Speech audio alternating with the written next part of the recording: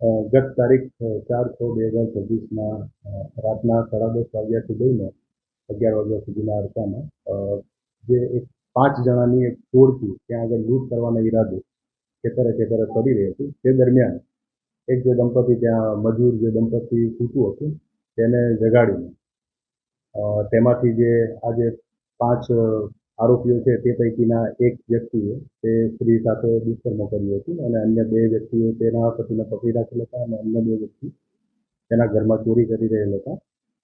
ત્યાંથી આ ચોરીને અને આ બળાત્કારને અંજામ આપીને તે લોકો અન્ય બીજા એક ખેતરમાં ગયેલા હતા અને ત્યાં આગળ પણ એક દંપતીને આ રીતે લૂંટ કરવાના ઈરાદે પકડ્યો અને એમાંથી અન્ય જે 3 ઈસમો છે તેઓએ ત્યાં આગળ જે સ્ત્રી હતી તેના પર એક સામૂહિક બળાત્કાર કરેલાની ઘટના મોરબી તાલુકા પોલીસ સ્ટેશનમાં 2 જુદી જુદી ઘટનાઓ દાખલ થઈ છે.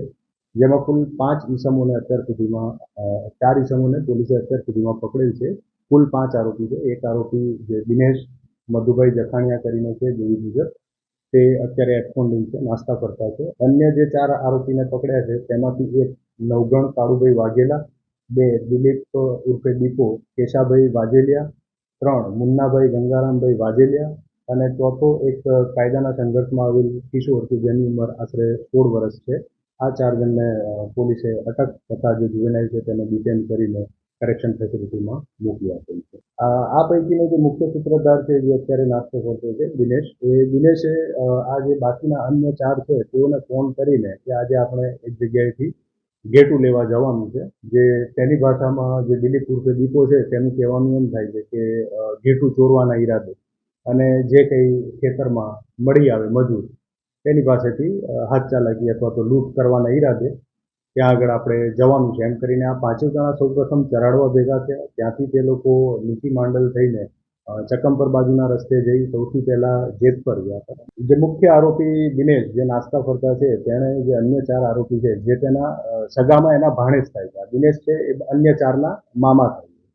તો એણે બધા આ જે એના ભાણેજ છે 4 એમને ફોન કરીને કે આજે ઘેટું લેવા જવાનું છે એવું જણાવીને 4 જણા પહેલા ત્યાં 5 જણા ચરાડવા ભેગા થયેલા હતા.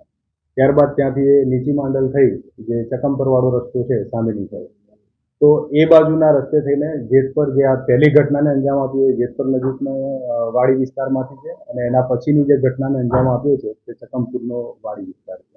આ 2 જગ્યાએ થયેલું છે. એટલે મૂળ તેઓનો હેતુ ચોરી અને લૂંટ કરવાનો હતો અને જે આ દિનેશ છે એ અગાઉ ધાંગધ્રા પણ સામૂહિક બળાત્કાર એટલે કે ગેંગરેપની એક જે એફઆઈઆર છે તેનો આરોપી રહી ચૂક્યો છે. એટલે આ સેમ પ્રકારની એમો જે પરપ્રાંતીય મજૂર જે વાડી વિસ્તારમાં રહેતા હોય તેમની પાસેથી ચોરી કે લૂંટ કરવી, બરાબર છે, એ પ્રકારની એમો એ એણે અગાઉ પણ અપનાવી ચૂકેલ હોય એવો અમારા ધ્યાનમાં આવેલ છે. 4ના જે મોબાઈલ છે એ કબજે કરવામાં આવેલા છે અને જે 2 બાઇક જે વપરાયા હતા ગુનાના કામમાં તે બંને બાઇકને કબજે કરવામાં. લૂંટ નથી, આ જે કેસમાં છે એમાં કોઈ લૂંટ નથી આવી.